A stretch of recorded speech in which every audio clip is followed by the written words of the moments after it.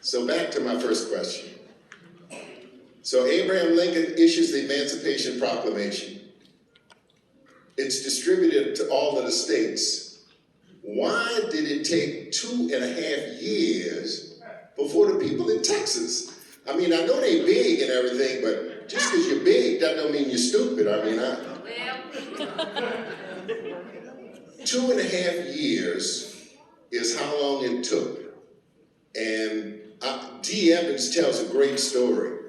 You know, you're looking at television, don't believe anything you hear and half of what you see. That's what I teach my 7 children. Don't believe anything you hear and half of what you see. On the television, they talk about General Granger rode in on a horse and say, "Oh, y'all is free." No. And I'm not going to infringe on Dee Evans' story. She tells a story. How in the hell did he ride into Galveston? Ride into Galveston? It's an island. Right. Can I tell that story? All right. Galveston is an island. So General Granger, the great white savior, didn't ride in and free us, okay? General Granger was part of a military detachment that had sailed from the East Coast. It's estimated that he had approximately 6,000 soldiers in his troop. And it's documented that there were representatives from Indiana, Illinois, Ohio, New York, various parts of the northern Union states that were part of this contingency under the leadership of General Granger, who are actually on the way to California to fight Maximilian. So as they sailed into the Gulf of Mexico, like if you'd have done today, you ran into a hurricane. So they were forced to seek safe port. And guess what the name of the safe port that General Granger's ship landed at? It was called Galveston, Texas. So while they were in Galveston, Texas, this contingency of approximately 6,000 soldiers, and by the way, I didn't tell you, approximately 3,000 of them were colored soldiers, buffalo soldiers in pristine uniforms with guns. And guess who got off the boat in Galveston, Texas? Listen now, pay attention, get your pencils out, make a note of this.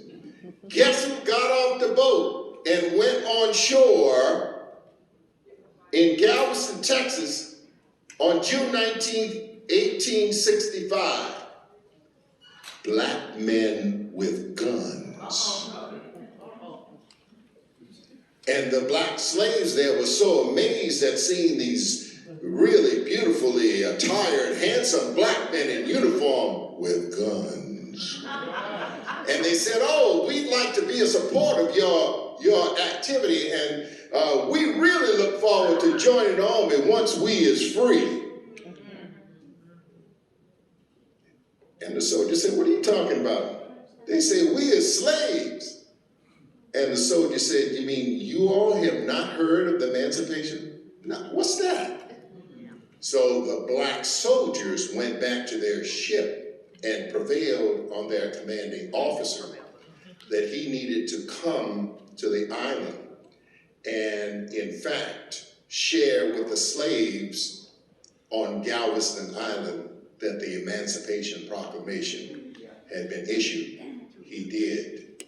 He came and he issued General Resolution number 3.